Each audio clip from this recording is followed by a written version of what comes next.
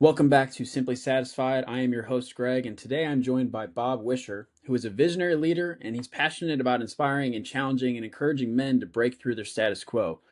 And really, Bob can tell you more about what he does than I can. So, welcome to the show, Bob. Yeah, thanks for having me. So, Bob, if you were to tell somebody what you do, but explain it to me like I don't know it all, what do you do? What I do mainly is I help men strengthen marriages, build better trusting relationships, and help them align their ambition with their their values so that they can they can excel in life and in business and whatever else they're doing. So basically, helping them have everything they want. That it's really challenging to get because we get pigeonholed to kind of either we focus 100% on the marriage, we focus 100% on the kids, or focus 100% on our career. And it's very difficult. At least I found in my early years of my life, my middle age of my life, to balance and juggle all those things and have all of those things you want and be satisfied. Kind of like your the title of your podcast, Simply Satisfied. To be able to be satisfied, we've got to kind of balance those things. And I know balance is kind of a dirty word because there's no such thing, right, as balancing all of those things, but to be able to do a better job of it, and really with the focus being to stay in alignment with what it is you want, not because you feel like you have to, uh, be the greatest father in the world, or be the greatest husband in the world, or be the greatest entrepreneur in the world, but whichever combination of those that you want to have. Okay, awesome. And we can dive into that dirty word balance later on. But how did you get into doing what you do? Long story, but I'll try to keep it short. Basically, I hit my rock bottom back in circa 2014, 2015. Went through a divorce, extremely challenging, nasty, Yeah. difficult divorce. So I was on a podcast yesterday. He's like, "Aren't all of them?" It's like, not all of them, but mine was. I know I'm not alone in that. Uh, but I was also uh, in a position in my career where I actually reached the my ultimate goal was to be at a director level. I work in the automotive industry and corporate, for supplier, and I reached that. And but I was also going through this divorce at the same time, so it's kind of like that, you know, good and bad type of situation. And then because of the way things were going with the divorce, my kids were being, a wedge driven between me and my kids, who were, late high school, early college age at the time. And then it ended up my company, the company I was working for, that I was really excited to get this promotion and be in this role. Um, they decided the intent of the company was to sell, kind of put lipstick on the pig and sell it. And all of that kind of culminating in just me hitting a place where I'm like, what am I doing? Where am I going? I've been on this hamster wheel, of working in corporate for 20 years at that point. And it's just like that, I raised my kids. They were pretty much, even though the relationship was strained at that point, they didn't really even, they were at a point already, even before the divorce happened, that, they were doing their thing. They didn't need dad on a daily basis, other than, for the money. But um, it just all kind of crashed at the same time. And I remember seeing ads on social media for high performance men's coaching, and I was like, okay, I knew Tony Robbins, what he did at that time, and I thought it was just that rah rah kind of pick Yeah. you up, lift you up by your bootstraps kind of thing. What I didn't realize about coaching was that it went into areas of, your life that, maybe were traumatic events that happened to you in high school, or elementary school, or even before that. Like for example, in junior high, elementary school, I got bullied a lot. Um, and what I didn't realize at the time was that and other instances and that had happened in my life all kind of were building this identity of myself that I wasn't worthy. I was always being rejected, whether it was by the kids that were bullying me, by being interested in girls and stuff and being rejected by girls. Two of my best friends moved away in seventh grade. So again, here I am, seventh grade, and I really had no friends. So all of those instances and things culminate to where, and then what I learned through coaching is if you take those things that happen to you early in life and you kind of look forward in your timeline of life, and it's like, oh yeah, that happened in high school too, and then it happened in college, and then it maybe happened in the early parts of my marriage. You start to see this trend, this over and over happening. It's like, I gotta break that trend. Yeah. And I engaged in it. It was a big investment at the time for me. I was in the midst of the divorce, and half of my everything was gone, and I was like, you know what, I'm going to do this. I plunked down the credit card, and I said, I'll figure out how to pay it off. And it was probably the best decision I've ever made in my life. Is engaging in that, because it opened. It not open only opened doors for me. I mean, you're probably familiar with the fixed mindset versus growth mindset, right? I had been in a fixed mindset from probably high school until I was about 45 years old at that point. Fixed mindset for decades, not learning anything, not growing, not, just kind of going through the motions of life. Learning, connecting with other people. The old shame spiral thing where you feel so disconnected from other people that you just kind of self-fulfilling, doing it over, nobody wants to be around me, so I'm going to withdraw myself. I was doing a lot of that. Obviously I was out of the marriage and starting a new relationship, and that was, challenging to try to understand what I did wrong in my decision to get married, and my decisions I made during the marriage, the decisions I made to leave the marriage, learning about all those things and trying to then move myself forward and heal all of those things so I didn't make the mistake again in subsequent relationships. So just a ton of things all going on right in that one period of time. And then my biggest takeaway from that coaching experience was, holy cow, this is really cool, and it really helped me. I want to do that for other people. Yeah. Well, Bob, if you know anything about me, I love a rock bottom story. And so through your story, through your healing, because have you ever heard the saying that you will continue to get the same lesson until you learn from it? Mm-hmm. Yep. So what you mentioned about you started noticing these patterns, you started noticing these same instances through high school and through college and through, early adulthood. And it's like, okay, well, like, why is this all happening? So through your healing, you learned to kind of turn it around and then help other people. Yeah, absolutely. And then there was also in the midst of that. Well, actually, just a little bit before that, I lost two coworkers to suicide. Two male coworkers both took their own lives, and so again, all that stuff's going on in me, and I'm like, maybe they had something there, and it became a lot easier to understand what they were potentially going through when I started to have those thoughts myself. And again, through the coaching experience that I had, all of that, eroded away, because I was figuring out, what those triggers were and what those feelings were and the depression and all that stuff. And it helped me get away from that and heal from that. And I haven't had thoughts like that in, it's been over a decade now. So, but then just coming alongside of guys that, like you said, having their rock bottom moments and helping lift them up to see that, no matter how bad it gets, it can be better. You just have to take ownership of it, make some changes, do some things a little differently, and you can have the life you want. Yeah. Now, how do you help other men identify when they are in those times of struggle or those times of rock bottom?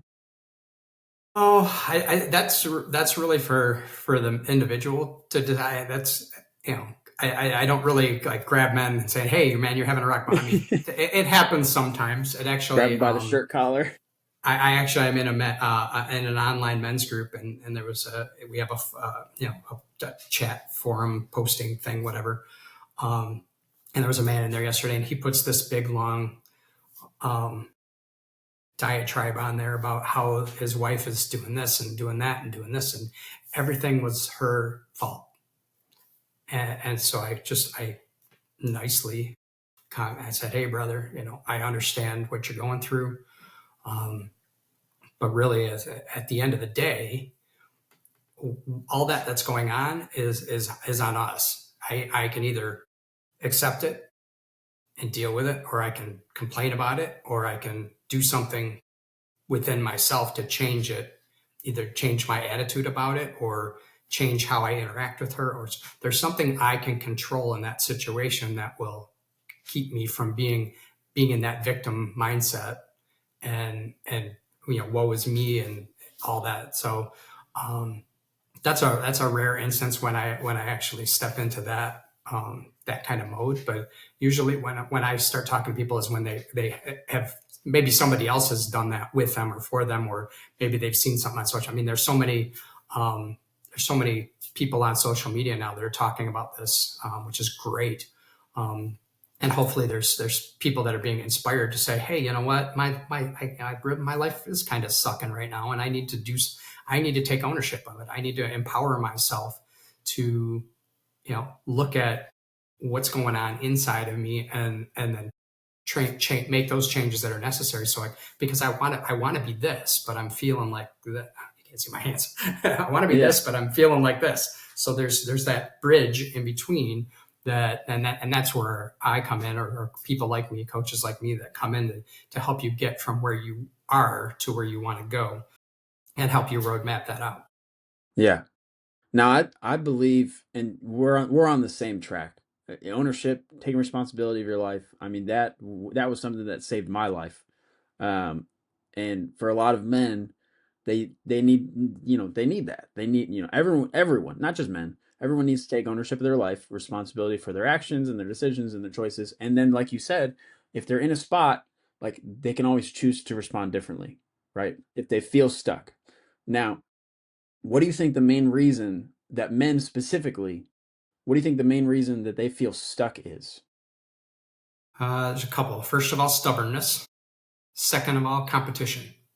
It's one of the big, and I know for me, one of the big hangups of my life was, as I grew up, elementary school, junior high, high school, it was always competition. We were always in competition, whether you were in competition, sports, girls, grades, just depending on where you fall in that academic category. I mean, there's always competition, and it was always who's the best, and that person that was the best was always the one that was up on the pedestal, and everybody else is looking at him, comparing. That's another piece of that, comparing yourself to the guys that were figuring it out, or getting all the girls, or had the grades, or whatever. And you just, in addition to whatever other traumas you can have, like bullying, or um, abuse within your family, or whatever, sexual abuse is another big one, early exposure to pornography, stuff like that, just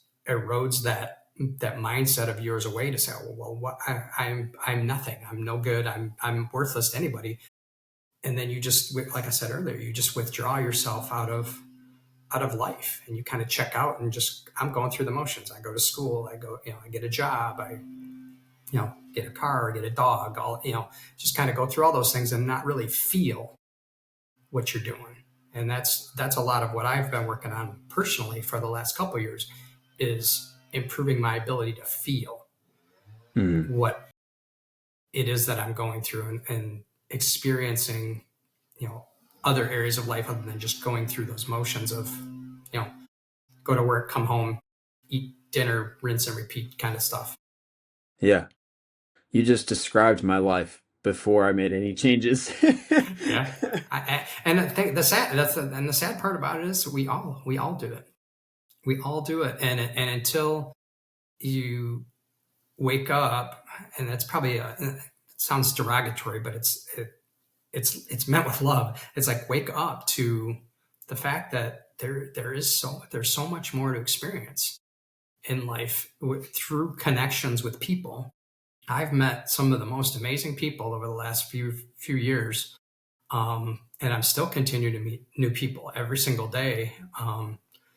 That it's so inspiring to hear people's stories, and mostly to hear that we're all alike and we all go through the same kind of crap. But what what most people are doing is letting that crap that we go through separate us instead of bring us together. Yeah, I agree on that one. It's definitely it's a separation. A lot of people, you mentioned stubbornness. They let stubbornness or ego play Yeah, into ego. kind of not letting other people into their lives or not feeling like you said. How did you discover that you wanted to work specifically with just men? Well, it's probably a couple reasons. Actually, I was looking for help at that point when I was going through that coaching, that first coaching experience that I had, and I found the book No More Mr. Nice Guy by Dr. Robert Glover. Great book.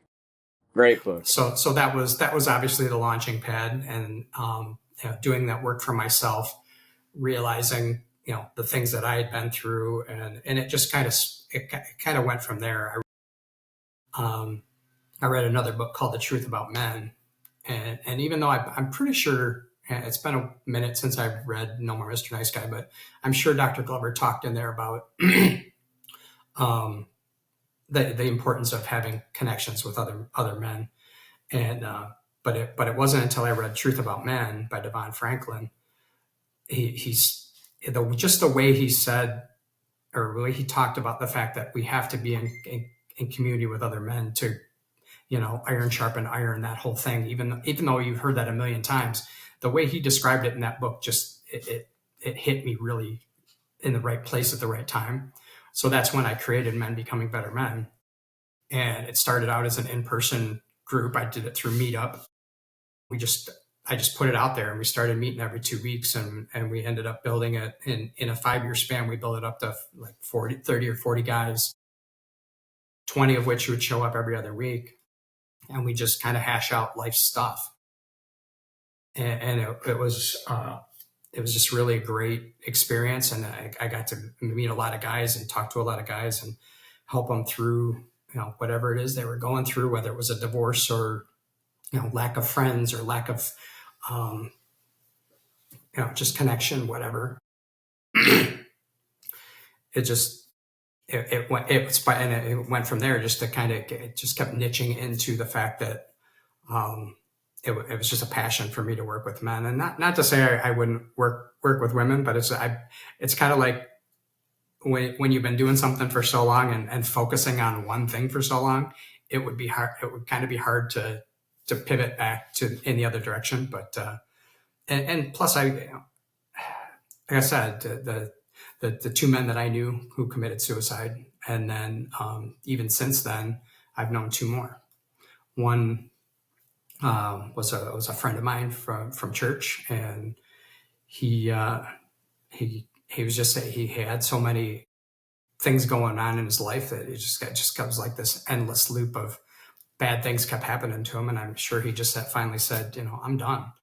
And then another a relative of mine, actually, because he had such PTS that from losing a daughter very early in her life. He just never recovered from it, and he basically drank himself to death.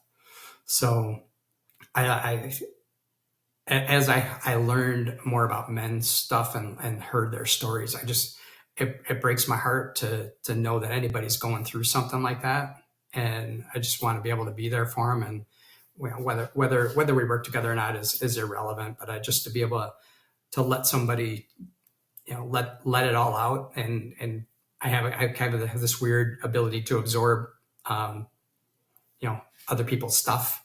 Yeah. and just to let them get it out, because that's where the healing starts, is just to be able to get that stuff out.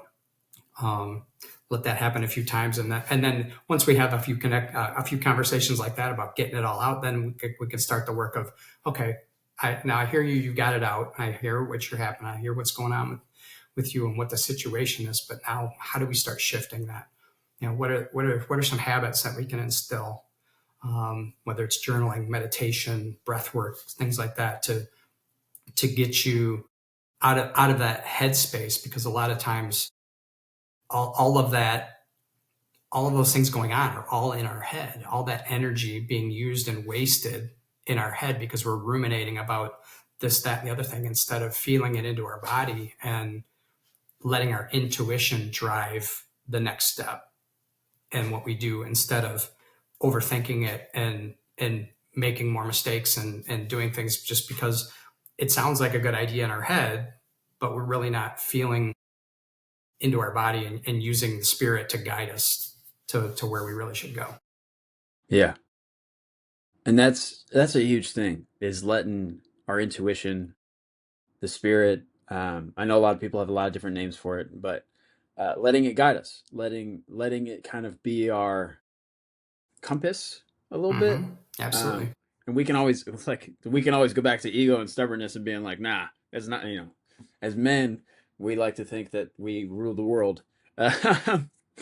But so when you start working with these men, when you start noticing some of these patterns that you saw in your old self, right? You start noticing some of this stubbornness, you start noticing some of this comparing, some of this competing, some of this complaining, some of the ego. If somebody came to you and said, how do I become a good man? What would you say? I've got a list of 18 what I call standards that I work with men on to kind of recalibrate their foundation. Okay. I have one handy here. I can read to you. I didn't think to pull this up before we started talking, but I like that you call them standards too. I'm big on standards. So this one's called Honor Your Words. Your words hold power to build or destroy, inspire or undermine. Being impeccable means speaking truthfully, with intention and respect, ensuring your words align with your values and actions. A man of honor communicates with clarity, avoids excuses, and follows through on his commitments, knowing that integrity begins with what he says and how he says it. A better man knows that his words are a reflection of his character, and honoring them is the first step towards building trust and respect. There's 18 of those. Committing to the truth is another one. That's the only other. I have them I read them to myself every day, but that's the only. Pursuit of excellence is another one. So those are kind of the foundation of the program that I work with men on. We go through at least one of those each session and kind of unpack it to, how does this show up in your life? Where are you maybe deficient in this? What what do you need to work on to improve this, this foundational piece? Because I think that's a lot of where we get off base as men.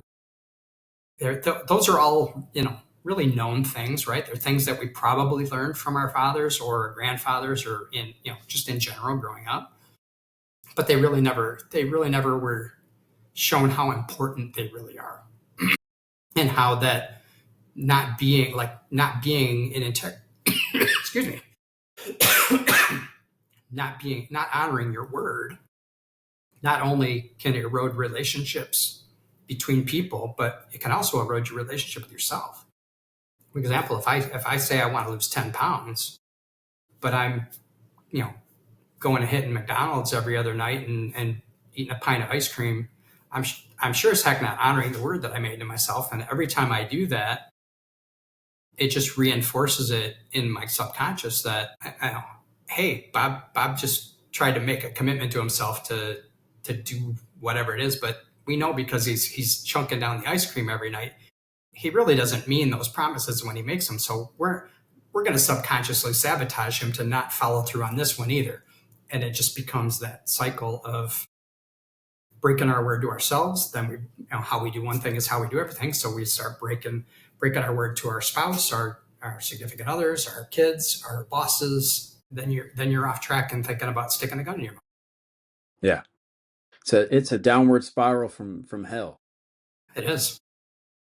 And I like, I like how you use the line, how you do one thing is how you do everything. One of the biggest things I like to talk about is exactly what you're talking about: personal integrity, being a man of your word, doing exactly what you say you're going to do, right? And if you can't do it, or if you aren't 100% sure on it, then don't speak on it just yet. Exactly. And the big word there is yet. I had an old boss at a company I worked at several years ago, and it was speak with data or stay home. If you use, so it's kind of one of the standards is built around that too. If you use words like I think to start a sentence, or I feel, or anything like that, it's a do you really know what you're talking about?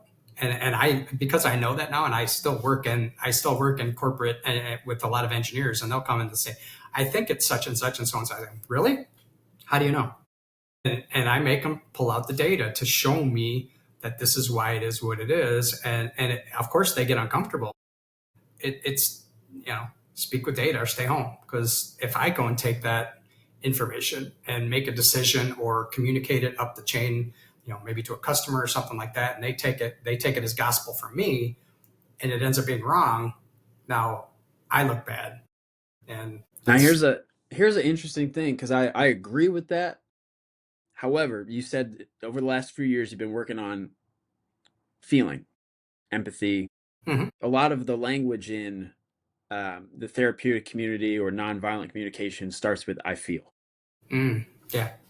So Oh, where does it's more of a situational thing. Yeah, being able to feel and express your feelings obviously is one thing, but when you're talking about like in my world of my career is corporate life? engineering based, factual, data Gotcha. driven stuff. That's where you got to be in tune with. Feelings aren't. If you feel like you should do something, again, it's got to be backed, because you go take that to you know some manager or whatever, that somebody that's got a checkbook or whatever, and it's ends up becoming something that in my world, if we make a mistake like that, we can have a recall on a vehicle and cost the company millions and millions and millions of dollars, or people's lives ultimately. So we can't make mistakes. So you can't come to a problem solving thing with feelings or theories or whatever. You got to come with facts and data. Yeah. Now, as you went through your journey, I'm going to rewind a little bit. You went through rock bottom. Was the shift to coaching? You went through the coaching program. Was the shift to your own coaching? Was it an easy journey? I would say yeah, yeah, yeah. I mean, a lot of it was intuitive. Okay. A lot of it, it's funny because I've looked back at it a few times, and I started. My son was 13 or 14 when I started coaching, and life coaching. But I prior to that, like from the time he was 5 years old, I was coaching him in baseball. And through the years, I've looked back at some of my old, like coaching, baseball coaching notes. And a lot of it, when I would hold a practice with the kids, I would be talking to them about, basically the mindset of failure as it comes to baseball. The best players on the planet get out 7 out of 10 times they come to the plate. And helping the kids understand that, just because you got out this time doesn't mean you should quit baseball, or just because you made an error on this play doesn't isn't the end of the world, because nobody's perfect, and we all make mistakes, and even the best in baseball make mistakes a lot. So I was teaching those kind of mindset things, and I actually had created it when my son was 11 or 12. I had created a whole program, that at the end of every practice we would sit down and we'd go through certain things to deal with mindset, whether it was pitchers or hitters or whatever. So it's kind of been a thing for me all along, that it was just a natural progression when I jumped into coaching. It was very much the same. Yeah. Okay. And your relationship with your son, was that hindered by the divorce and everything? For a period of time, yeah, it's Okay. it's it's much better now. That's good. It How did you it resurrect that? Persistence. persistence and just being there, not criticizing. I learned at some point along the way, I learned that how other people are with their kids when they talk about I can't control my kid. I can't get him to do this. I can't get him to do that. It's because you're trying too hard. You're trying to control them. You're not supporting them in what they want to do and letting them make their own mistakes. And so I was very much like that all along, where I would give my kids free reign to learn and grow and make mistakes. And then that's part of one of the disconnections I had, excuse me, with my ex was she always wanted to be involved in making sure they got everything perfect and all of that, and not allowing them to make mistakes. So that, to me, as a parent, I think it's much more important to let them make those mistakes and not give them all the answers, because that to me, that's how I learn. I learn by doing things, making mistakes, and learning that way, instead of somebody telling me how to do it. If I lean too much on somebody telling me how to do it, I get frustrated, and then I shut down. So it's just much better for me to learn experientially.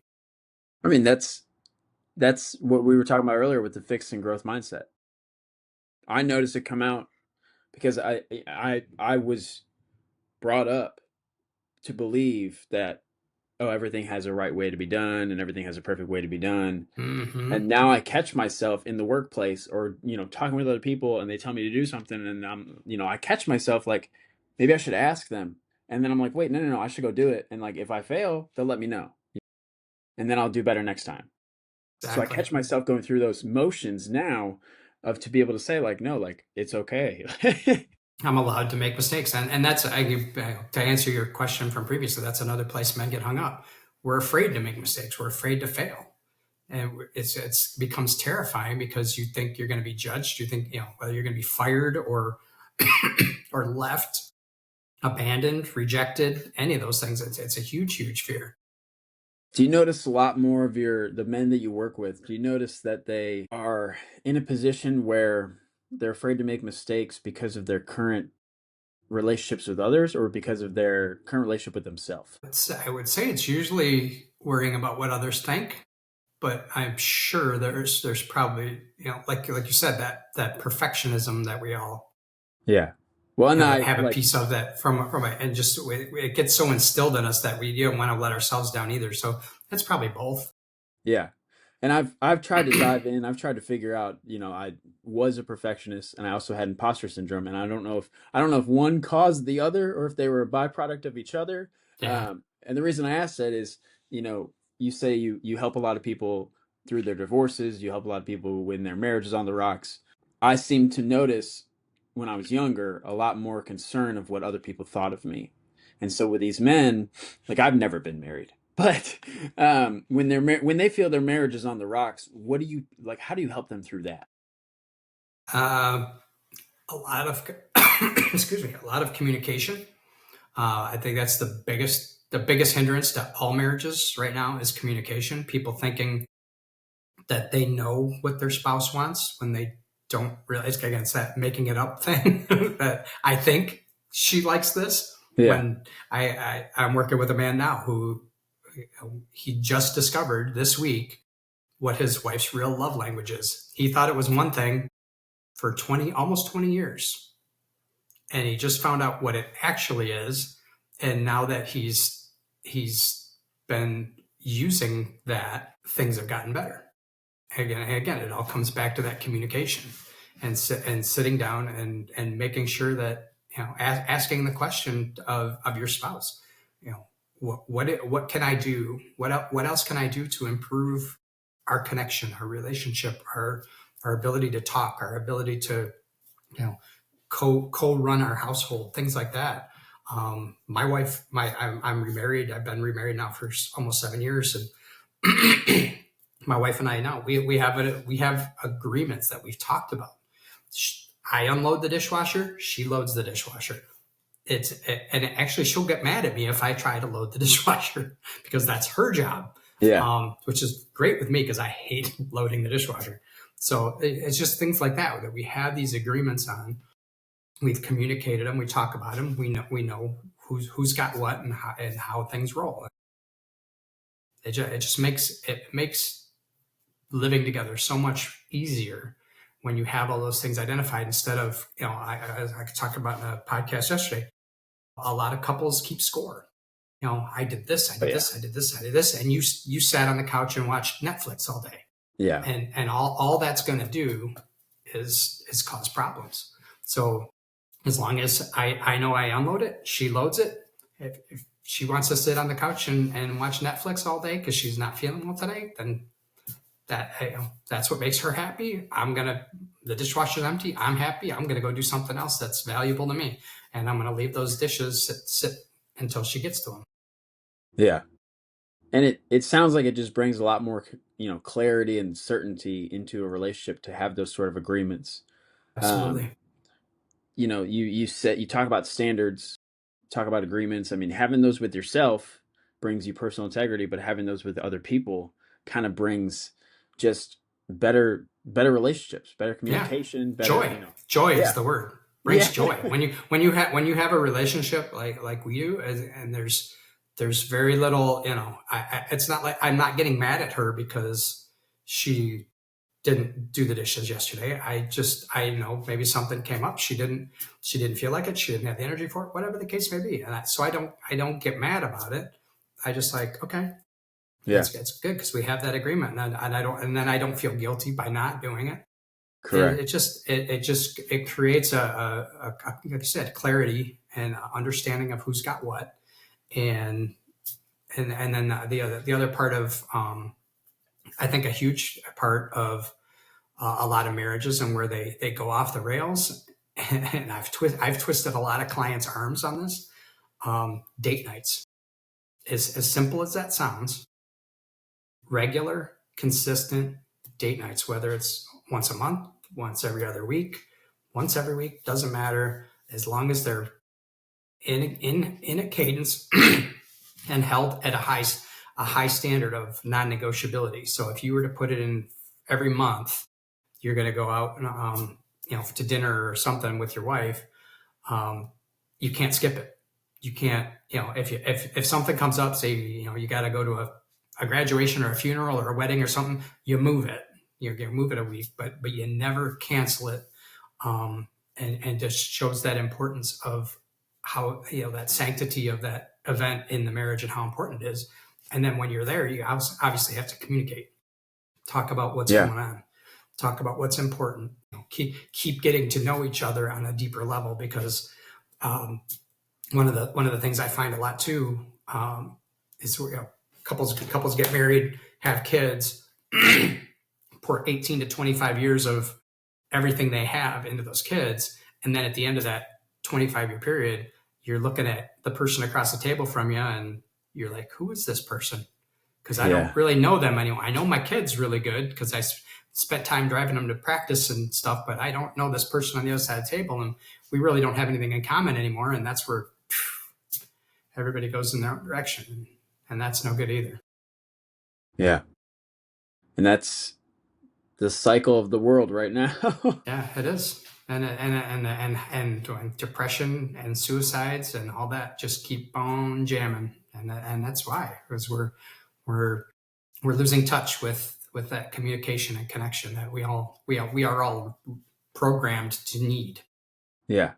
And then I'm a full-fledged believer that men and women, but everybody needs platforms like this or programs like yours. What is different?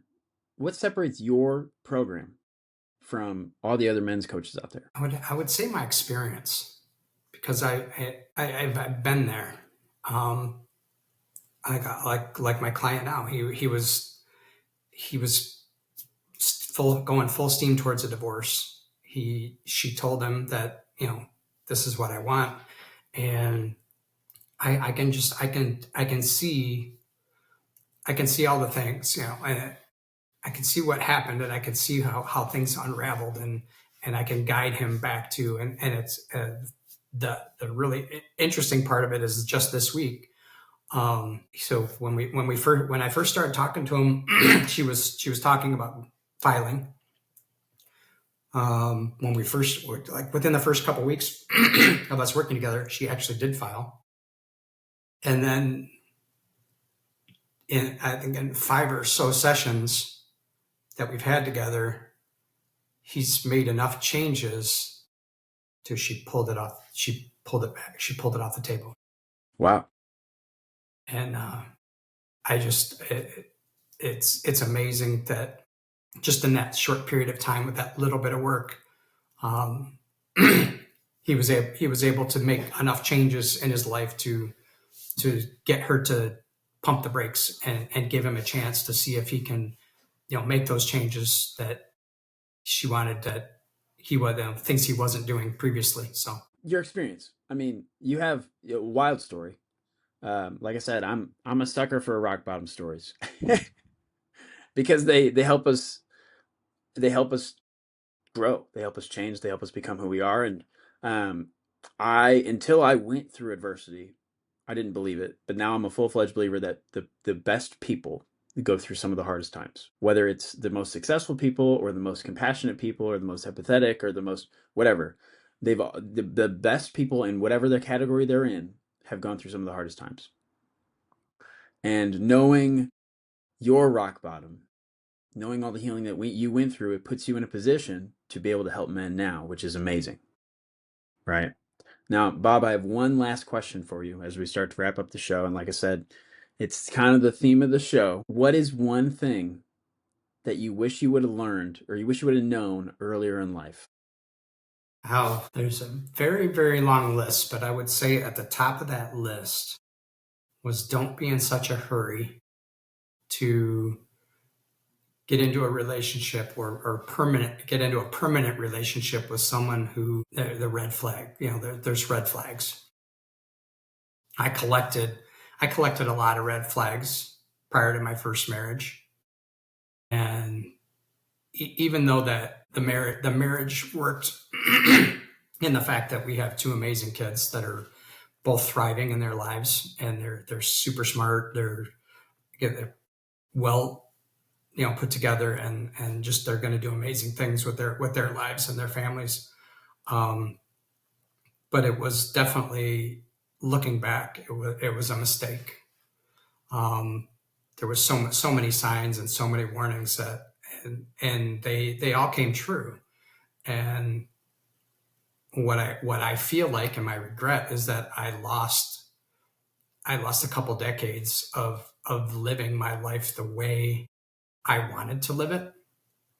I also rushed into a career, or rushed into actually, it was more rushed into a field, in college too, and didn't trust my intuition. I should have trusted my intuition for the field of study that I went into. I rushed it. I thought, this would work out, and it did to some degree. But again, I missed out. I think on a bigger calling that I ultimately found that I had, and then rushing into the relationship and not really doing, it came from that wounded place of my childhood and all the rejection that I had built up through all of my years. And it was like, this woman's paying attention to me. She really likes me. Okay, yeah, let's get married, right? And that was a mistake. I should have pumped the brakes and waited and saw the signs and paid attention to the signs and understood and accepted the signs, to where I was like, this is not going to work out in the long term, and give up on that short term. Oh God, somebody really likes me, versus the long term.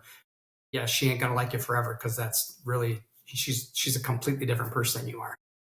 Yeah. I feel like you once again just described my life.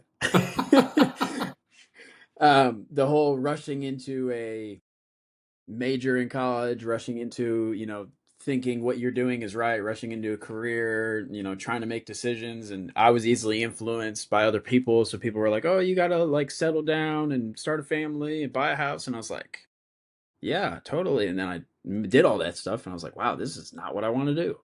No, not fulfilling whatsoever. I had a big house and a marriage and kids and the picket fence and the whole thing, and it was just I was miserable. Yeah.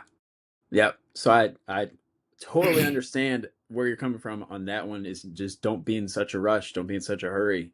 You know, live life. Exactly. Yeah, yeah. And that's a great answer. That's a great way to start the day. um, Bob, do you have anything else you want to tell the audience before we end today? No, just only thing if anything I said resonated with you, you want to talk about it, I am open to doing that, and you can find me at www.menbecomingbettermen.com. That's where you can Awesome. find all my info. Awesome. And I will put, for everybody listening, I'll put all of Bob's info in the show notes. I'll put his website. I'll put ways you can contact him or get in touch with him. Um, Bob, thank you so much for being here. Yeah. This was really great. All right. Thanks for having me. I appreciate it. Of course. And for everybody listening, as always, keep smiling, keep striving, and I will catch you guys in the next episode.